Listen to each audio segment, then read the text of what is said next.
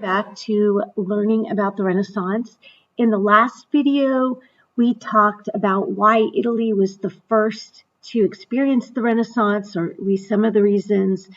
We talked about patronage and how the great artists of the Renaissance were patronized by wealthy merchants and other wealthy people, including the famous Medici family, also known as the godfathers of the Renaissance.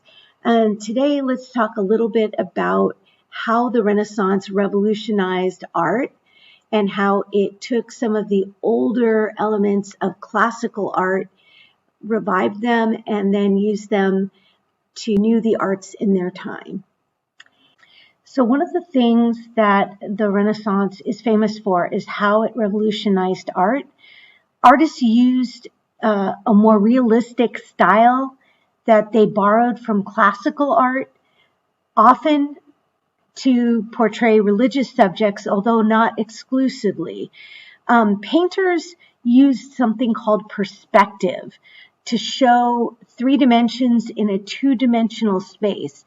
So if you notice here, this is called the vanishing point, and the things that are closer will appear larger. And this is one way that they try to make things look more realistic and more three-dimensional. So one of the characteristics of Renaissance art is, of course, its ancient influence, that it really looked back to ancient Greece and Rome, a theme that we've talked about a lot when we study the Renaissance, whether it be in philosophy or math or art or science. They really looked back to the ancient Greeks and Romans as being sort of their models or their examples. Also, another characteristic of Renaissance art was that it used linear and atmospheric perspective, as well as earthly themes. It did also have religious themes, but not always. And even the ones that had that were religious figures, like say David and Goliath, took on sort of a more earthly tone. They also use contrapposto, which is this word right here. And that is a word that you definitely want to be familiar with and memorize. Put little stars by it, because contrapposto just refers to the posture that the ancients and the Renaissance artists used to express realism. So if you'll notice here in this sculpture that Michelangelo made, his weight is on his right leg, right? So all of his weight is on his right leg. And his left leg is just sort of more relaxed and sort of up in the air. And that is sort of demonstrating that the subject is shifting his balance to appear more realistic. So contrapposto was something that the Renaissance artists used often to display more realistic art. All right, so here is probably the most famous work of Giotto, and you can see here in this painting that it's almost like an icon from the Middle Ages, specifically from Byzantine art. But what he adds, and I know you can't see it very clearly because it's too small, but there is emotion in the faces of his figures and more colors perhaps. And then you have also, like I mentioned, a suggestion of landscape in his pictures, which did not really necessarily occur in Byzantine art. You also have Masaccio. Here's Masaccio. You can see another person who was important to sort of bridging medieval art with the new Renaissance art. So Masaccio was a painter who used the inspiration of the ancients, but he put a new emphasis on nature, on three-dimensional human bodies, and on perspective. And he was also the first painter since the ancients to incorporate nudes into his paintings.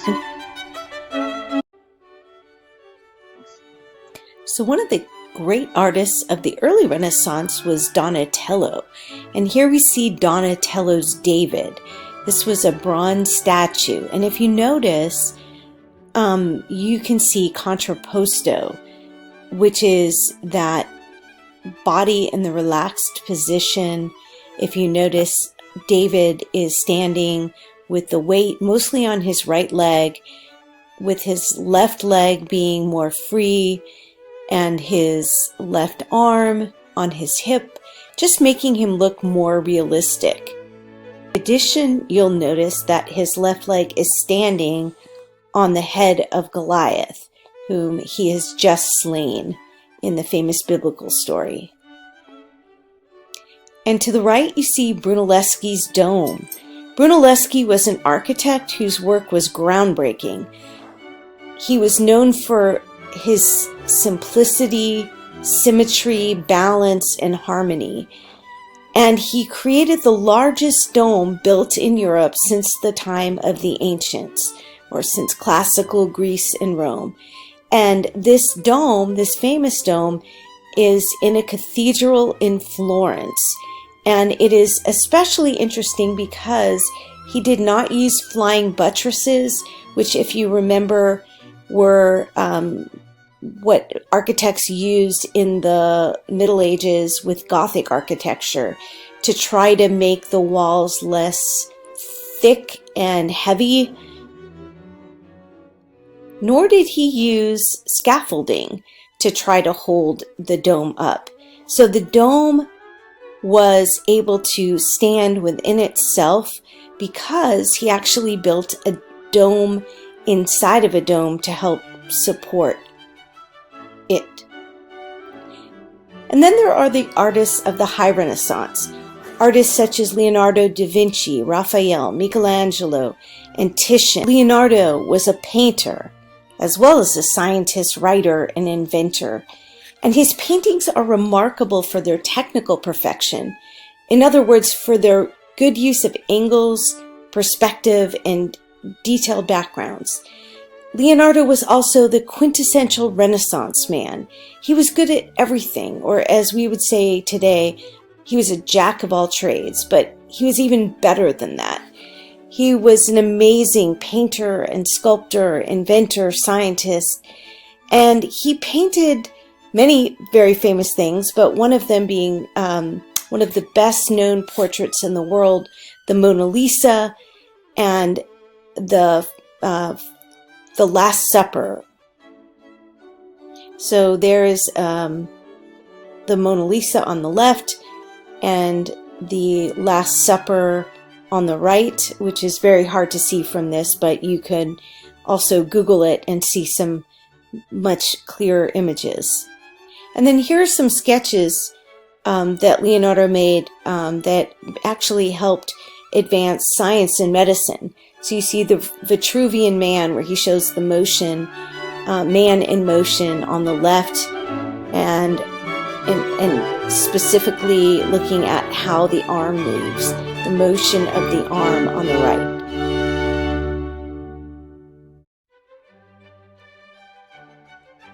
Leonardo also loved to invent things. He designed a flying machine based on a bat's wings. Leonardo was really an engineer, and he conceived ideas that were vastly ahead of his own time. He conceived of things like the parachute, the helicopter, sort of an armored fighting vehicle, the use of solar power to some extent, a calculator, and he invented many other things. He was constantly dreaming up great inventions. And then, of course, one can't forget Michelangelo, who was a painter, a sculptor, an architect, and a poet.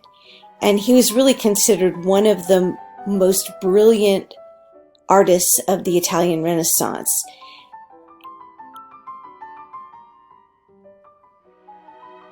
The novel and film, The Agony and the Ecstasy, is about Michelangelo painting the Sistine Chapel for Pope Julius II and all of the drama that entailed. For example, there is a story about Pope Julius being very frustrated when Michelangelo would not let anyone see his work until he was finished in the Sistine Chapel, and Pope Julius kept telling him it needed to be done, and Michelangelo kept telling him, he's an artist, it'll be done when he's finished. And finally the Pope resorted to threatening him, threatening to have him, quote, fall off the scaffolding accidentally, or being pushed off the scaffolding if he did not hurry up and get it done, to which Michelangelo suddenly found the creativity to go ahead and finish his work so as to keep his life. And here you have the creation of Adam, which is a part of the Sistine Chapel ceiling. And you have everything on the ceiling painted from the creation of Adam to the Last Judgment. And here I will show you an excerpt. And here's an excerpt from a video done by Khan Academy that has two art historians explaining this amazing painting. Another famous artist, of course, is Raphael. And he is famous also for his use of perspective. His favorite subject to paint was the Madonna and Child, but his most famous painting was the School of Athens. And you can see here, although not very clearly, that famous scene that depicted this imaginary place where all these ancient philosophers and scientists and mathematicians gathered and learned from each other. Here you have Socrates and Aristotle. You've got Raphael, who painted himself right into the painting. It's very hard to see here because it's just so small, but you can see it if you look at a larger rendition. But there weren't only male painters. There were also some very famous female painters. For example, Sofonisba Anguissola was the first female artist to gain world fame, and even more popular was a woman named Artemisia Gentileschi. Here you see on the left her self-portrait, and on the right her famous work, Judith Slaying Holofernes. And both of these are displayed at the Uffizi Museum in Florence, Italy. And she tended to paint heroic and strong women. You may recall us talking about what was considered the ideal man during the Renaissance, and it was one who excelled in many fields, in the classics, in art, politics, combat. And according to the famous work by Castiglione called The Courtier in 1528, he gives essentially a manual for how to become that kind of person. The quintessential Renaissance woman, on the other hand, was a woman who was upper class but educated in the classics. She was charming. She was expected to inspire art but not to create it. And you see a portrait depicted to the right of sort of an extreme example of this, a woman named Isabella d'Este, who was a great patron of the arts and had a lot of power in Mantua. And then finally, this has nothing to do with art, but there was a new form of politics that began to develop during the Renaissance, and it was invented by a man named Niccolò Machiavelli, who was the author of a political guidebook that he called The Prince. Now, the Prince did not necessarily mean a prince in the way that you and I think of it today, like the Prince of Wales, but the prince was the ruler of the city-state. So remember that Italy was not a united country yet. It was just a whole bunch of city-states that were often at war with one another. And the prince was the ruler. So what Machiavelli meant was the ruler of the city-state, or the ruler of the state, if we think of it in terms of a political unit. So he's really known as the father of something we call realpolitik, which just means the politics of reality. And in this work, Machiavelli explores how rulers can gain power and how they can keep it.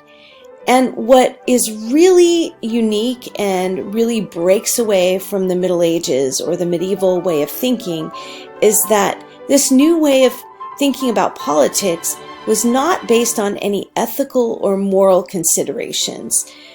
It was only practical. It was only pragmatic. It was sort of this idea that it is not about what's morally right. It's what is about being politically effective. How do you get power and how do you keep it? And so he's also famous for the phrase, the end justifies the means, that there's sort of this cutthroat politics that it really doesn't matter what you do as long as you reach your goal, as long as the end outcome is what you intended. So I'm going to read, in closing, a famous quote by Machiavelli, and we'll take this apart in class a bit.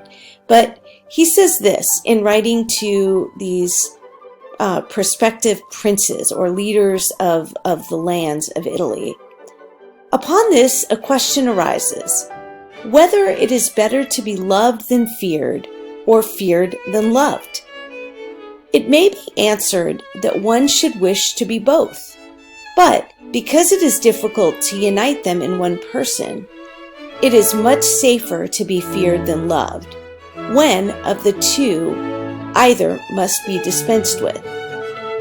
Because this is to be asserted in general of men, that they are ungrateful, fickle, false, cowardly, covetous, and as long as you succeed, they are yours entirely. They will offer you their blood, property, life, and children, as is said above, when the need is far distant. But when it approaches, they turn against you.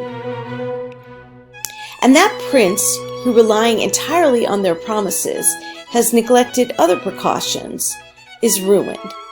Because friendships that are obtained by payments, and not by greatness or nobility of mind, may indeed be earned, but they are not secured, and in time of need cannot be relied upon. And men have less scruple in offending one who is beloved than one who is feared. For love is preserved by the link of obligation, which, owing to the baseness of men, is broken at every opportunity for their advantage. But fear preserves you by a dread of punishment which never fails. So, as you can tell, Machiavelli did not think very highly of human beings, of human nature, and that is actually quite ironic given the fact that he was living during the Renaissance, and the Renaissance humanists were beginning to think very highly of being human. And so we're going to kind of take this apart and wrestle with Machiavelli's ideas when we get back to class. That's all for now, and I will see you next time.